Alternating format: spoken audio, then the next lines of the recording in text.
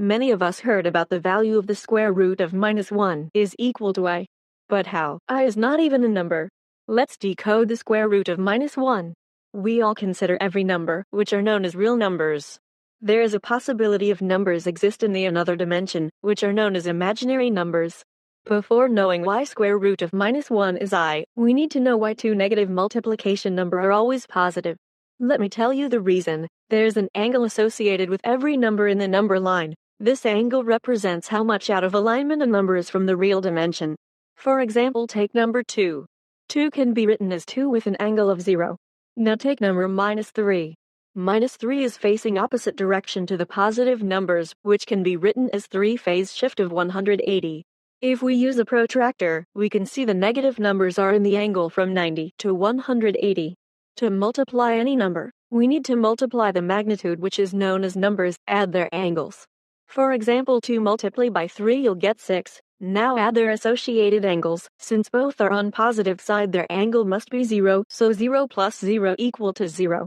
We all know that a full circle can be considered as 0, so the angles like 360, 720 which is a double full circle, and 1080 which is triple considered as 0.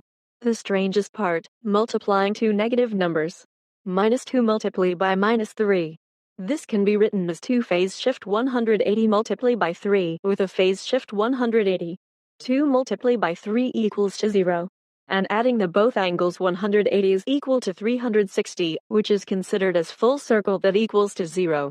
So multiplication of two numbers will be positive.